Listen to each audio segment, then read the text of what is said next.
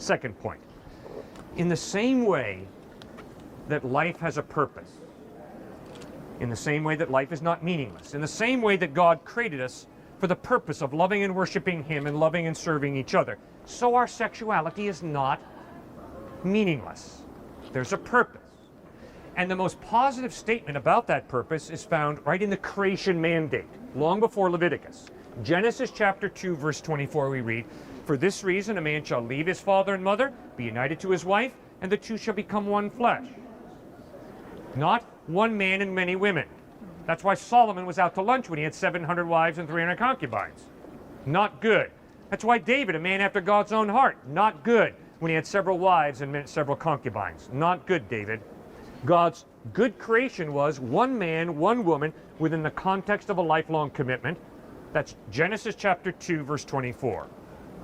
Then, you've got Romans chapter 1, you've got 1 Corinthians chapter 6, you've got 1 Timothy chapter 1, where it's rather clear that for a man to lie with a man and have sex with a man, or a woman to lie with a woman and have sex with a woman, is communicated as being against the purpose for which God created our sexuality. Yeah, Cliff, my lesbian friends and homosexual friends say to me, don't you realize, though, that when you say that, and when the Bible says that, that attacks our identity, and I don't appreciate that. Wait a second. What I hear you saying is, because you were born with a homosexual drive, that's who you are, and that's your identity. I disagree.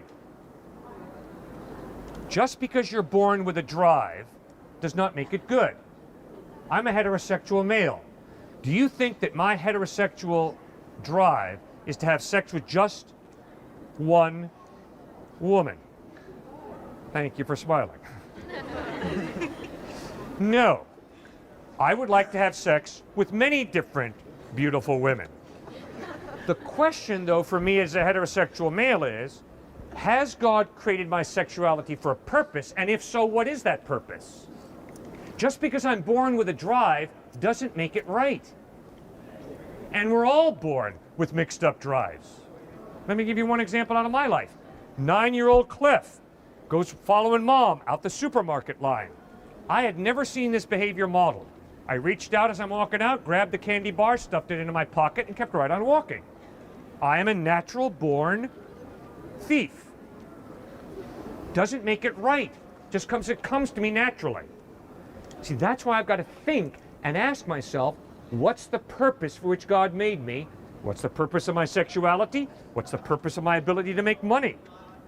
It's a good ability to make money. You better learn to make money. You better provide for yourself. That's a gift from God. And you better enjoy sex, but you got to ask yourself, what's the purpose that God gave me this gift? That's how I think it.